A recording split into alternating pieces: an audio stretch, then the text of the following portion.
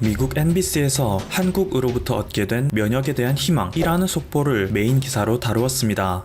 내용인즉슨 C19를 겪은 사람들은 이미 항체가 생겼기 때문에 이후 재앙성 판정을 받는다고 하더라도 다른 사람에게 전염시킬 확률은 지극히 낮다는 연구를 발표한 한국의 질병관리본부 때문에 전 세계에 희망이 생겼다는 것인데요. 때문에 최근 빈번하게 발생하고 있는 재앙성자의 존재로 인해 한 번이라도 C19에 걸렸다면 이후 완치된 이후에도 자신이 타인에게 C19를 전염시킬지도 모른다는 공포가 급증하고 있는 전 세계인들은 안심하고 일상생활을 할 수 있게 됐다죠.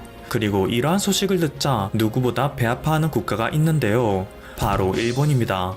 일본은 오랜 기간 스스로가 아시아의 맹주라고 생각하여 이번 C19 사태에서도 자신들이 아시아에서 가장 대응을 잘하는 국가라며 자화자찬하고 있었는데, 자신의 최대 우방국인 미국은 한국에서 나오는 소식 하나에 일희일비하며 한국만을 집중 조명하고 있으니 말이죠.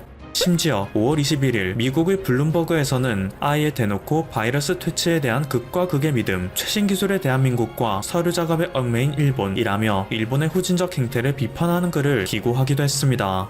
게다가 이 기사는 한국과 일본인이 공동 저자이죠. 기사를 요약해드리자면 우선 한국에서는 긴급 재난금을 신청하는데 1분도 채 걸리지 않았습니다. 그리고 일부 가구의 경우 신청서를 작성하지도 않았는데 정부의 시스템이 자동적으로 그들 계좌에 돈을 꽂아주었죠. 반면 일본에서는 지원금을 신청하는 데만 수백 명의 도쿄 시민이 관공서 밖에서 몇 시간의 줄을 견뎌야만 했습니다. 한국은 세계에서 가장 빠른 광대역 및 무선 네트워크를 보유하고 있으며 정부가 최대한 효율적으로 국민복지를 실현할 수 있는 시스템인 주민등록번호 등의 행정 능력으로 일본과도 같은 수렁을 겪지 않게 됐습니다. 지원받은 금액은 신용카드를 쓸 때마다 어플리케이션을 통해 남은 지원금이 얼마나 있는지 매번 알려주니 국민들로 하여금 현명한 소비도 가능하게 도와주죠. 일본은 지금 언제 지원금을 받을 수 있는지도 불투명하고, 이를 빨리 처리하기 위해 필요한 마이넘버 카드, 한국의 주민등록번호제와 비슷한 제도도 있긴 하지만 막상 그것을 발급받는 데에도 한 달 이상이 소요되는 것이 현실인데 말이죠. 불과 반세기 전까지만 해도 일본이 저지른 만행으로 인해 극심한 경제난에 허덕이던 한국이 지금의 자신들보다 훨씬 쾌적한 환경에서 살고 있다는 사실을 보며 현재 일본 국민들은 현실을 인정 못하며 절망하고 있는 상황입니다. 1945년 8월 15일 일본 제국의 무조건 항복 이후 한반도는 일제로부터 해방되었습니다. 하지만 사실 한반도의 이북 지역은 소련이 빠르게 진입하여 지배를 시작했지만 이남 지역을 막기로 한 미군은 한 달 뒤에서야 한반도에 들어왔는데요. 이 때문에 약 한 달간의 기간 동안 일본 제국은 여전히 한반도 이남 지역에 남아 최후의 발악을 하게 됩니다. 미스터 나오마사, 당시 조선총독부의 재무국장입니다. 그는 한반도를 떠나기 직전 약 25일 동안 가짜 지폐를 미친듯이 찍어냈습니다. 즉, 만약 기존에는 1000엔짜리 화폐가 가장 큰 단위의 지폐였다면 자신들이 임의로 10만엔짜리 화폐를 무작위로 찍어내기 시작한 것인데요. 그들이 단 3주라는 기간 동안 찍어낸 금액은 무려 140억 원에 달했습니다. 이만큼의 돈을 찍어내기 위해 그들은 25일 동안 전국의 인쇄소를 총동원하였고, 이 때문에 과로사하는 일본인 직원이 있을 정도였다고 하죠. 그리고 이 화폐를 이용하여 그들은 각종 자원, 금괴, 보석, 문화재를 매입했습니다. 그래서 절반은 자신들이 퇴각할 때 일본으로 가져갈 자금으로 사용했고, 나머지 절반은 친일 기업들에게 로비 자금으로 뿌리고 갔다고 하는데요. 당시는 한반도 국민 전체 1년 소득이 겨우 몇십억에 불과하던 때입니다. 그런데도 단 한 달 만의 기간에 140억 원의 화폐를 새로 찍어냈으니 한반도의 경제가 멀쩡할 리 없었겠죠. 그들이 이러한 횡포를 저지르고 퇴각한 후 4달도 채 지나지 않은 1945년 12월 한반도에서는 물가 평균 30배 폭등이라는 유례없을 정도로 미친 듯한 인플레이션이 발생합니다. 이 때문에 일찍이 소련의 통치를 받았던 이북 지역은 그나마 형편이 괜찮았지만 미군의 부재로 인해 충격을 고스란히 흡수했던 이남 지역은 일본이 뿌리고 간 가짜 돈으로 인해 모든 산업 경제 분야가 쑥대밭이 되었죠. 그리고 이러한 상황은 5년 후 북한 김일성의 공산당이 남한 정부에 무단 침입을 할 때 남한이 아무런 대응을 하지 못한 결정적 원인 중 하나가 되고 말았습니다. 일본이 한국에 남기고 간 폐해는 이것뿐만이 아닙니다. 수많은 외국인들이 한국에 처음 왔을 때 가장 놀라는 문화 중 하나인 나이, 서열 문화도 일제강점기 때 형성된 학습인데요. 심지어 아이들 사이에서도 나이가 공개되면 나이 많은 어린아이가 나이 어린아이를 막대하고, 나이 어린아이가 자신에게 반말을 할 시 화를 내는 광경도 쉽게 볼 수 있습니다. 이것은 굉장히 독특한 한국만의 문화라고 할 수 있는데요. 유교를 숭상했던 조선시대 때조차 겨우 나이라는 기준 하나로 서열을 정하는 문화는 없었습니다.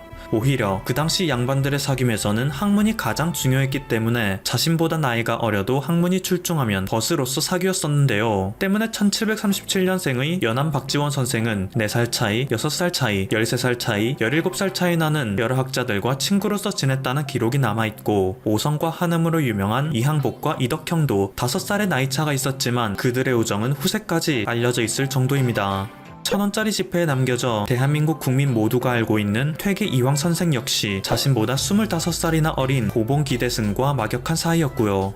하지만 이런 문화는 일본 제국이 한반도를 강제 통치하며 모두 바뀌게 되었는데요. 일본 제국에서는 한민족을 통제하기 위한 수단으로 한반도에 있는 사범학교를 모두 군대식으로 재편하는 정책을 취했습니다. 이토 히로부미 내각의 초대 문부 대신이었던 모리아리노리가 사범학교령을 통해 군대 제도를 사범학교에 도입한 인물이죠. 이로 인해 한반도에서는 상급생의 명령, 교사의 명령에 절대적으로 복종하는 이른바 사범형 인간이 길러지기 시작했습니다. 상급생과 교사는 절대적인 권력이고 무조건적으로 복종해야 하며, 한국의 모든 학교에 여전히 남아있는 반장제도 역시 군대 내의 하사관 제도가 일본에 의해 한반도의 학교에도 도입된 것이죠. 나이 어린 학생들 사이에조차 서열을 만들어 그들 사이에 서로 감시하고 통치하는 제도를 통해 일본 제국은 한민족을 간접 통치하여 뼛속부터 황국 신민으로 길러내고자 하는 야욕을 품었던 것입니다. 웃긴 것은 현대 일본 사회에서조차 초등학생끼리는 나이가 달라도 서로 반말을 하고, 사회생활 속에서도 직급에 따라 오직 수직 관계가 정해질 뿐 일상생활 속에서는 나이 많은 사람도 나이 어린 사람에게 무조건 존댓말을 하는 것이 당연한 문화인데요. 자신들이 통치를 편하게 하기 위해 한반도에 남겨놓은 악습을 보며 그들은 한국의 나이 서열 문화가 저급하다고 비웃는 모습을 보입니다. 그나마 다행인 것은 요즘에는 한국 내에서도 이러한 인식이 많이 바뀌게 되어 나이가 많다고 해서 무조건 나이 어린 사람에게 반말을 하지 않는 분위기인데요. 앞으로 사람들의 인식이 더욱 개선되어 우리 사회가 상호 존중을 기본으로 하는 선진 문화가 되기를 바랍니다. 약 반세기의 세월이 흘러 이제 대한민국은 일본이 멋대로 지배하고자 했던 과거의 후진국에서 벗어나 세계 10위의 경제대국에 올라섰습니다. 군사력 역시 세계 6위로서 그 누구도 쉽게 무시할 수 없는 수준인데요. 이 때문에 한반도를 자신들의 밑으로 보기만 했던 일본에서는 자존심 상하는 일이 한두 가지가 아니게 되었습니다. 다음은 일본의 해안가에 지어지고 있는 방파벽인데요. 평균 높이 12.5m, 총 연장 295km, 사업 규모 15조에 이르는 대형 프로젝트이죠. 전문가들에 따르면 일본에서는 다가오는 30년 이내에 도쿄에서 시작하여 오사카를 훨씬 넘기는 구간, 이른바 난카이 트로프 내에서 3m 이상의 쓰나미를 발생시키는 대지진이 일어날 것이라고 합니다.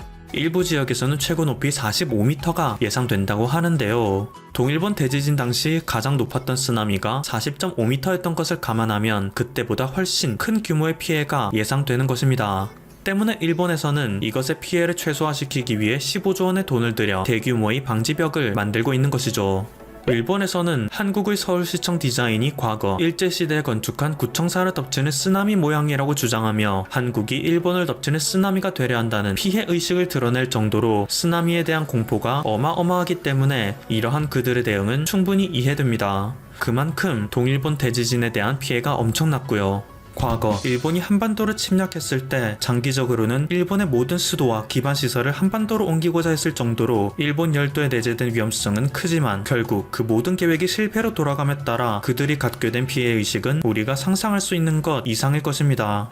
동시에 그들은 동일본 대지진 당시 발생했던 후쿠시마 원전 사고라는 대참사의 피해에서도 벗어나기 위해 모든 총력을 다하여 노력하고 있는데요. 안타깝게도 그들의 모든 움직임을 방해하는 국가가 있었으니 그것은 바로 또 한국입니다. 그들을 더욱 화나게 하는 사실은 한국의 이러한 움직임이 모두 타당하여 세계의 수많은 국가들도 이것에 동조하고 있다는 것인데요. 한국은 후쿠시마 방사능의 위험성에 대해 끊임없이 경고하고 있고, 일본은 막대한 로비를 통해 이것을 무마시키려고 하는 창과 방패의 싸움을 계속 이어가고 있죠. 일본 입장에서는 참 얄미운 나라가 아닐 수 없겠는데요. 한국에서는 단순히 일본을 방해하려는 목적이 아니라 진정으로 세계 인류를 위해 이런 행동을 하는 듯한 행보를 보이고 있어 일본 입장에서는 더욱 짜증날 수밖에 없는 것이 현실입니다. 지난 3일 한국원자력연구원에서 발표한 바에 따르면 양희만 박사가 이끄는 연구팀은 최근 세슘 제거형 꽃 모양 티타늄 페로시아나이드 나노 흡착제를 개발하는 데 성공했다고 합니다. 이것은 원자력 시설에서 사고가 나거나 원전을 해체하며 발생하는 대량의 방사성 폐수, 강산성의 제형 공정 폐액을 처리하는 데 활용되는데요. 기존에 사용되던 제품들보다 1만 배 빠르고 99.1%의 필터 효율을 보여주며 사실상 현존 최강의 흡착제라고 부를 수 있는 물질이죠. 그리고 이것은 최근 일본에서 추진 중인 후쿠시마 방사능 오염수 배출을 겨냥한 것이나 다름없어 일본 입장에서는 매우 자존심 상하는 일이 아닐 수 없는데요. 모두가 반대하는 오염수 방류이지만 그것을 억지로라도 진행하고자 한다면 한국에게 손을 벌릴 수밖에 없는 상황이 되었기 때문입니다. 만약 한국에게 손을 벌리지 않고 방류를 강행하려고 한다면 최대한 안전하게 일을 진행하려고 한다는 일본의 입장에 모순되는 행동이기 때문이죠. 이렇다 보니 일본이 한국을 주적으로 여기는 것도 이해가 되긴 합니다. 원래 일본의 현재 지정학적 입장에서는 러시아와 중국, 북한이 주적인데요. 최근 밝혀진 바에 따르면 대한민국 역시 주적으로 여기고 있다 밝혀졌죠. 다음은 현재 일본의 방위 대신 고노다로의 집무실 사진인데요. 난데없이 한반도의 사진이 덩그러니 걸려있는 것을 볼 수 있습니다. 또한 고노다로의 뒤에는 일본 제국주의 상징도 버젓이 세워져 있죠. 한 국가의 군사를 책임지는 장관의 집무실에 그들의 주적인 러시아도 중국도 아닌 한반도의 사진이 있다는 것은 그 저희가 심히 의심될 수밖에 없는데요. 물론 북한을 주적으로 생각하기에 이 사진을 걸어놨다 변명할 수는 있지만 그렇다기엔 그동안 지소미아를 통해 군사정보를 공유하고 있었고 미국과 함께 자유진영에 속해 있는 대한민국을 굳이 저런 식으로 감시하는 듯한 모습은 당최 이해할 수 없는 태도입니다. 심지어 이 지도에는 독도마저 의도적으로 누락시키기까지 했죠. 때문에 우리 입장에서는 일본이 여전히 제국주의적 야욕을 버리지 못했다는 생각이 들 수밖에 없고 일본의 평화헌법이 개정된다면 이러한 그들의 첫 번째 목표는 우리 대한민국이 될 것이라는 생각이 들 수밖에 없는데요. 하지만 다행히도 현재 대한민국은 일본이 생각하는 만큼 호락호락하지 않습니다. 우선 한국은 현재 세계 6위의 군사강국으로 성장했죠. 한 세기 전 일본 제국의 침략에 속수무책으로 당했던 때와는 전혀 다른 상황입니다. 특히 최근 한국에서 개발해낸 현무4 미사일은 일본이 가장 무서워하는 한국의 괴물로 여겨지는데요. 현무4 미사일의 사거리는 800km급으로 북한 전역을 타격할 수 있을 뿐만 아니라 일본 전역에 또한 막대한 피해를 가져다 줄 수 있는 범위를 지녔습니다. 비행속도는 마하 10, 탄두 중량은 2톤에 이르러 그 파괴력은 상상을 초월하며 현존 최강의 벙커버스터라고 불리는 GBU-57보다 무려 3배 이상의 관통력을 지닌 것으로 알려졌죠. 얼마 전 일본에서는 사거리 500km와 900km에 달하는 미사일을 도입하려 했으나 평화헌법 위반을 이유로 무산됐던 것을 감안하면 한국은 일본이 꿈에서나 볼 수 있는 전력을 이미 갖추어 사실상 군사력으로는 일본을 압도할 수 있게 된 거나 마찬가지입니다. 또한 2018년 순수 우리 기술로 제작된 도산 안창호함에는 사거리 1500km 이상으로 개조될 국내 순항미사일 현무3C가 탑재될 예정이기 때문에 이것이 실전 배치된다면 일본은 영토뿐만 아니라 모든 영해도 한국의 영향력에서 벗어날 수 없는 처지가 되겠죠. 또한 한국은 일본을 군사력으로 압도할 뿐만 아니라 그동안 일본의 경제식민지 역할을 해오던 처지에서도 빠른 속도로 벗어나고 있는 것이 현실인데요. 지난 20일 니혼 게이자이 신문에서 보도한 바에 따르면 일본 정부에서 수출 규제를 시행한 후 한국의 기업들이 빠른 속도로 대체가능 공정 도입을 실현 중이다 라며 한국에 대한 자신들의 영향력이 줄어드는 현실에 위기감을 느끼고 있는 상황을 전하였습니다. 한국의 탈일본으로 일본 소재 부품 회사들의 타격이 지속되고 있다. 1년 가까이 지난 지금 한국 기업들이 대체 공정 마련에 성공하며 일본 기업들이 역풍을 맞고 있다 라며 그동안 일본은 자신들의 수출 제한으로 인해 한국 기업들이 큰 타격을 받을 거라 예상했지만 막상 시간이 지나고 보니 이것은 오직 한국에게 경제 독립을 할 기회만 부여했을 뿐이며 오히려 일본의 스텔라 케미파, 모리타 화학 등 자국 기업만 막대한 손실을 맞이하고 있다고 합니다. 그리고 전 세계적으로 일본의 신뢰도만 떨어뜨려 해외 기업들이 일본을 패싱한 채 한국과 직거래를 하는 기현상이 벌어지고 있다고 하며 좌절감을 드러냅니다. 지금까지 퍼플튜브였습니다. 여러분의 구독과 좋아요 그리고 알림 설정은 콘텐츠 제작에 큰 힘이 됩니다. 감사합니다. 대한민국의 코로나19 진단 키트가 세계로 수출된 가운데 이번에는 방호복이 수출을 시작했다. 전 세계가 부직포 공급 부족으로 병원에서 사용할 마스크와 방호복 등을 구하지 못한 가운데 한국의 섬유기업과 연구기관 등이 손을 잡고 대체 소재를 개발한 것이다. 바이텍 연구원은 지난 18일 패브릭 타임과 함께 병원 방호복에 쓰이는 부지포를 대체하는 레벨 3 수준의 직물 원단 50만 여드를 미국 뉴욕주에 있는 병원복 제작 기업에 수출 완료했다고 밝혔다. 하이텍 관계자는 미국 뉴욕주 병원복 제작 기업에서 패브릭 타임 측으로 급하게 원단 개발을 요청해왔다.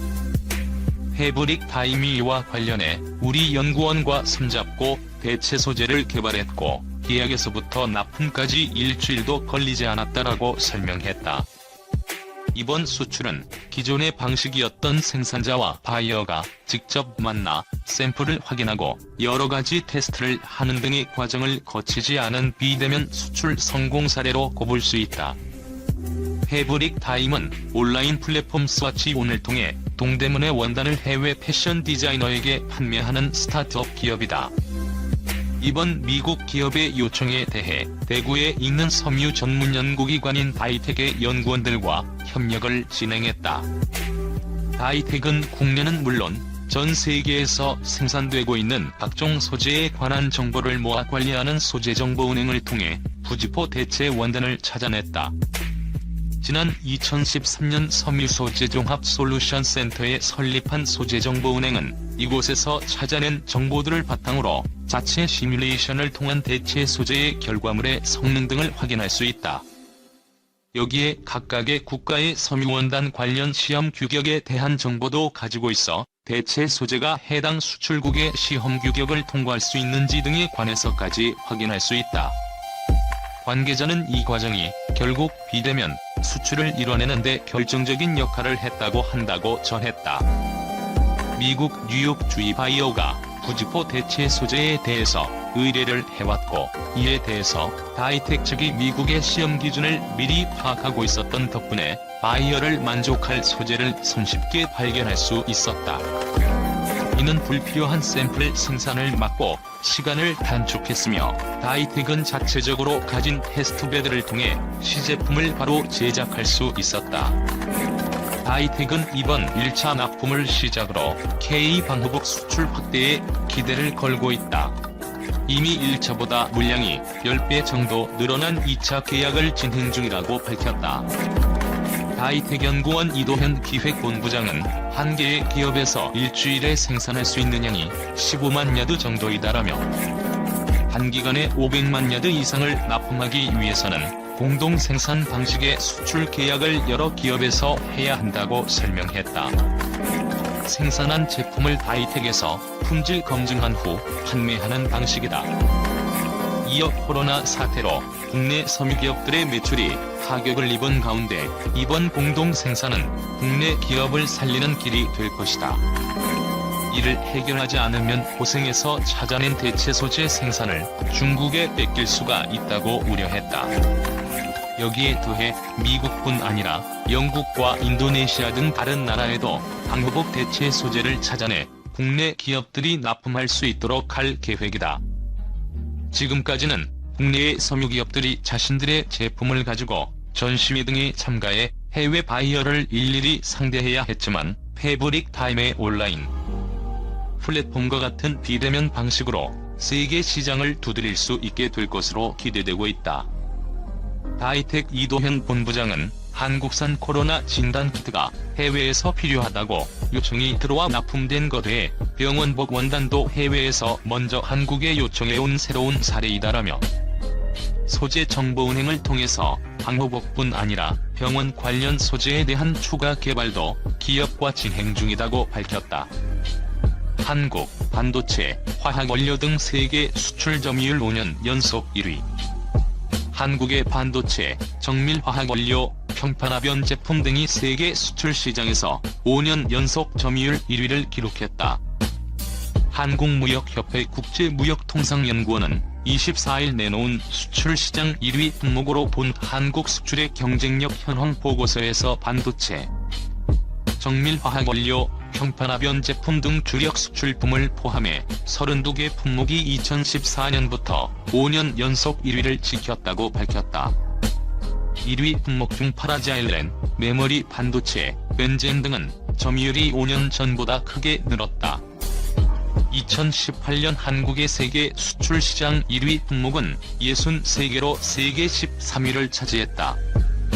품목별로는 화학제품과 철강, 비철금속이 과반이었다. 1위 품목의 수출액이 한국 전체 수출액에서 차지하는 비중은 23.7%로 전년보다 0.3%포인트 하락했다. 또 전년과 비교하면 1위 품목 수는 12개 줄었고 35개는 중국, 미국, 독일, 일본 등 주요국이 바짝 뒤쫓았다. 특히 이 중 10개는 점유율 격차가 5%포인트 미만으로 좁혀졌다. 2017년에 1위였다가 2018년 자리를 내준 품목은 19개이고 2개를 제외하면 수출 규모가 10억 달러 미만인 품목이었다.